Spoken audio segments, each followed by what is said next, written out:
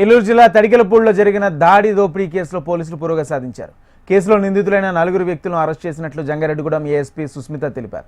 వీరిశెట్టిగూడానికి చెందిన జయరాజును కత్తితో బెదిరించి అతని దగ్గర ఉన్న 20,000 రూపాయలు గుర్తు తెలియని యువకులు లాక్కును వెళ్లినట్లు అధికారులు తెలిపారు.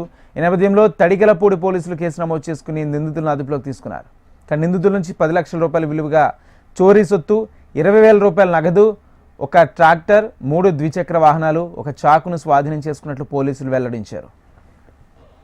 డిసెంబర్ 14th మన జంగారెడ్డిగూడెంలో ఉన్న తడికల్పూడి పోలీస్ స్టేషన్ లిమిట్స్లో అంకాలమ్మ టెంపుల్ దగ్గర ఒక పర్సన్, మన కంప్లైనెంట్ సూరం జయరాజు అన్ని పర్సన్ వెళ్తున్నప్పుడు 2 2-వీలర్స్ మీద 4 పర్సన్స్, అన్నోన్ పర్సన్స్ అక్కడ వచ్చి నైఫ్ తీసుకొని ఇంటిమిడేట్ చేసి అతను నుంచి ఉన్న 20,000 రూపీస్ క్యాష్ తీసుకొని పారిపోయారు అక్కడి నుంచి.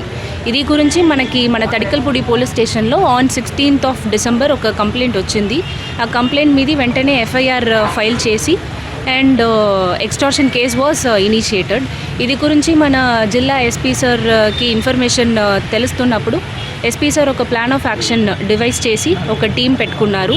ఆ team with under the leadership of Jangareddygudem CI గారు సుభాష్ అండ్ తడికల్పూడి ఎస్ఐ గారు అండ్ జంగారెడ్డిగూడెం ఎస్ఐ గారు అండ్ ఫ్యూ అదర్ పీసీస్ పెట్టి ఒక స్పెషల్ టీమ్ క్రియేట్ చేశారు. ప్లాన్ ఆఫ్ యాక్షన్ కూడా డివైస్ చేసి ఇస్తున్నారు. ఇది ప్రకారం ఇన్వెస్టిగేషన్ చేస్తున్నప్పుడు on 17th Aswaraopeta road check post అక్కడ వెహికల్ చెకింగ్ చేస్తున్నప్పుడు మనకి సస్పీషియస్గా 3 వెహికల్స్లో 4 పీపుల్స్ వస్తున్నారు. వాళ్ళు టుగెదర్గా వస్తున్నప్పుడు వాళ్ళు ఆపేసి చెక్ చేస్తున్నప్పుడు ఈ కేసు గురించి వాళ్ళు అక్యూజ్డ్గా ఉన్నారు అన్ని సస్పిషన్లో అరెస్ట్ చేసుకున్నాము.